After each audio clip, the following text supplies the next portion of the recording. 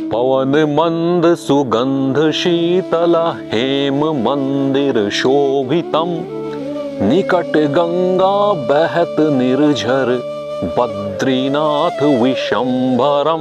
नमस्कार, मैं हूं रवन ममगाई। स्वागत है आपका चंपी कॉर्नर में। और आज अगर मैं आपसे कहूं कि मैंने एक अद्भुत चमत्कारिक अनुभव किया है तो आप क्या सोचेंगे? शायद आप में से कुछ लोग कहेंगे झूठ है, और शायद कुछ लोग मेरी बात पर यकीन कर लेंगे। क्योंकि पत्रकार हूं तो बिना सबूतों के कुछ नहीं कहूंगा। तो ये जो मैं कहानी आपको सुनाने वाला हूं, ये 2010 की कहानी है। और यकीन मानिए, जो सबूत मैं आपको आखिर में दिखाऊंगा उसको देखकर आप भी सोचने पर मजबूर हो जाएंगे कि जो कहानी मैंने सुनाई है वो 100% सच है, और ऐसा दिव्य और चमत्कारिक अनुभव मैंने महसूस किया है। बहुत साल तक मैं सोचता रहा कि ये अनुभव मैं साझा करूं या ना करूं। मुझे लगता था कि ये मेरा व्यक्तिगत अनुभव है, ये सिर्फ मुझे महसूस हुआ है, ये मुझे किसी के साथ साझा नहीं करना चाहिए।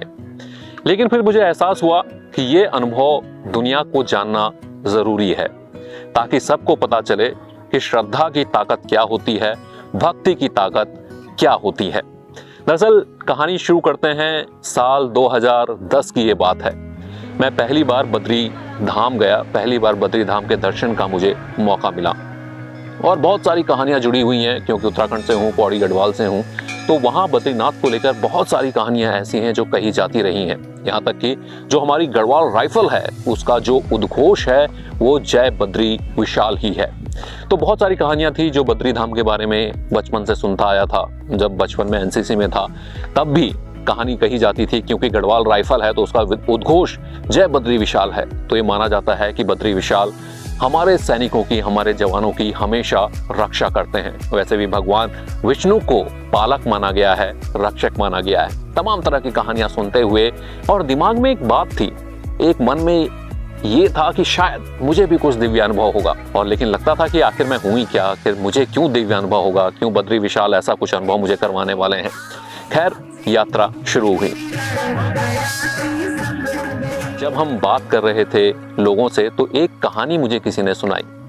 एक व्यक्ति जो कि भगवान के दर्शन के लिए आया, बाबा बद्री के दर्शन के लिए आता है, और ये माना जाता है कि 6 महीने कपाट खुलते हैं, 6 महीने कपाट बद्रीनाथ के बंद हो जाते हैं।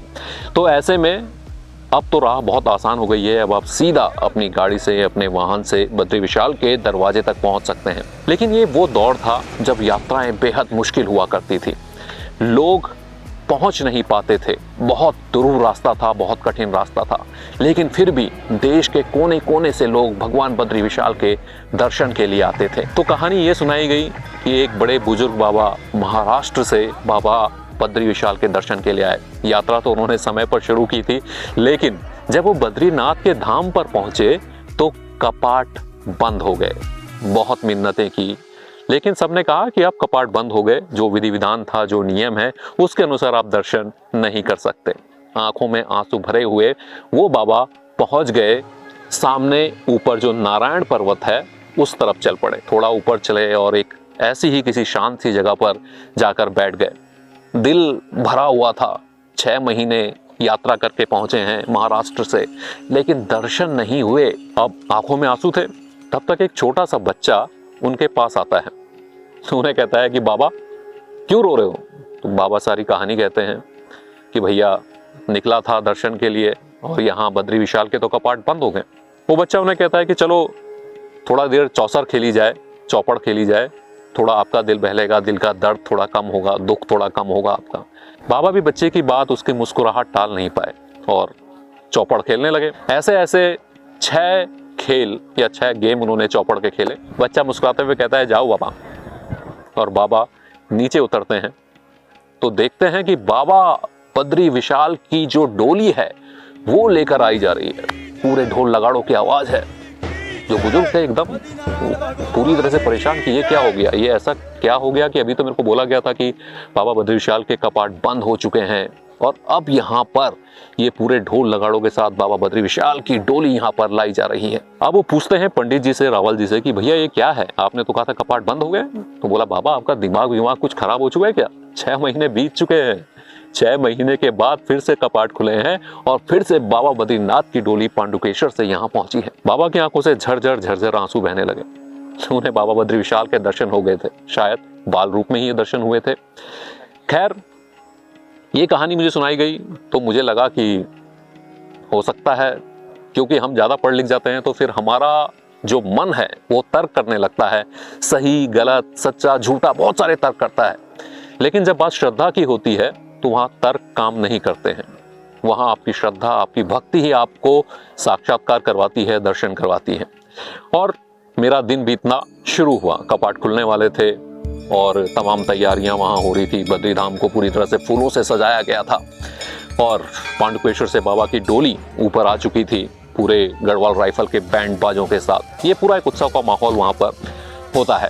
और ये कहते हैं कि जो बद्रीधाम है वो नारायण पर्वत पर है। ये भी उसके साथ एक कहानी जुड़ी है, इस कहानी को भी सुन लीजिए। ये कहानी ये है कि वहाँ एक राक्षस हुआ करता था जिसके पास 1000 कुंडल थे। अब 1000 कुंडल थे तो उसको जब मारा जाना था तो ये माना गया कि एक कुंडल तोड़ना है तो 1000 साल की तपस्या करनी है, फिर एक कुंडल होगा। तो नर और नारायण वहाँ पहुँचते हैं और ये माना जाता है, एक और बात बद्रीधाम में, कि अगर वहाँ आप 1 साल की तपस्या करेंगे तो 1000 साल का पुण्य आपको मिलेगा। तो उसमें ये होता कि नर एक साल तपस्या करते, 1 साल नारायण लड़ते, एक कुंडल टूट जाता, 1 साल में 1000 साल की तपस्या होती। तो 999 कुंडल जब टूट गए तब जाके उस राक्षस ने कहा कि मेरे को बख्श दीजिए, मेरे को माफ कर दीजिए, और वो सूर्य देव की शरण में चले गए और उसके बाद वो कर्ण के रूप में उन्होंने जन्म लिया। खैर, ये कहानी सुनाने का मेरा सिर्फ इतना मतलब था कि एक नर पर्वत है और एक नारायण पर्वत है। नारायण पर्वत पर बद्रीधाम है और नर पर्वत अलग है। ये भगवान और भक्त की कहानी भी कहता है कि दोनों एक ही हैं, नर और नारायण एक ही है। अब ये शाम का धुंधला छाने वाला था। अगले दिन बद्री कपाट खुलने वाले थे और मैं जो था नर पर्वत में, जो हमारी धर्मशाला थी, उसकी छत पे खड़ा था। लेकिन सामने पर्वत की चोटी थी, बर्फ से ढका हुआ पर्वत, और हल्का हल्का अंधेरा हो चुका था। मैंने अपना कैमरा लिया और मैं रैंडमली इधर उधर फोटो क्लिक्स कर रहा था। वो फोटो जब मैंने क्लिक की तो ठीक सामने एक चोटी पे मैं क्लिक करता हूँ और जब मैं अपना कैमरा प्रीव्यू करता हूँ, जो फोटो मैंने खींची थी वो मैं देखता हूँ तो उस पर एक बिजली से या फिर लाइट से ओम की आकृति भी बनी हुई मुझे दिखती है। ये तस्वीर आप देखिए, ये फोटो थी और ये फोटो धुंधली थी। बस ऐसा लग रहा था कि ये कोई ओम की आकृति लाइट से बनी हुई है। उसके बाद मैं अपना कैमरा एडजस्ट करता हूँ, फिर से क्लिक क्लिक क्लिक, 3-4 फोटो और खींचता हूँ तो लाइट अलग अलग शेप में मुझे वहाँ पर नजर आती है, लेकिन फिर ओम की शेप नजर नहीं आती, ओम की आकृति नजर नहीं आती। अगले दिन सुबह उठ के जब मैं उस पहाड़ को फिर से फोकस करके खींचता हूँ तो वहाँ कुछ नहीं है, ना कोई बिजली का खंभा, ना कोई घर। वो एकदम पहाड़ की चोटी है जो बर्फ से ढकी हुई है। तो क्या उस दिन, उस रात को मेरे कैमरे ने कोई दिव्य ज्योति अपने में कैप्चर की थी, या फिर वो लाइट जो मुझे दिखी थी वो क्या थी?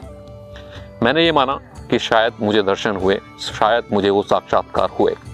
अब अगर आप इसे तर्क की कसौटी पर कसेंगे तो हो सकता है कुछ भी सोच सकते हैं, लेकिन उस दिन मैं भूल गया कि मैं एक पत्रकार हूँ, या मैंने पढ़ाई की है, या मैंने साइंस पढ़ी है, या मैंने क्या पढ़ा है। उस दिन मैंने सरेंडर किया भगवान के सामने और उस दिन मैंने कहा जय बद्री विशाल। यानी वो जो साक्षात्कार था वो अद्भुत था। अब अगर आप सोचें तो इसे सही कह सकते हैं या फिर मान सकते हैं कि वाकई में उस दिन उस दिव्य ज्योति के दर्शन मुझे वहाँ हुए थे।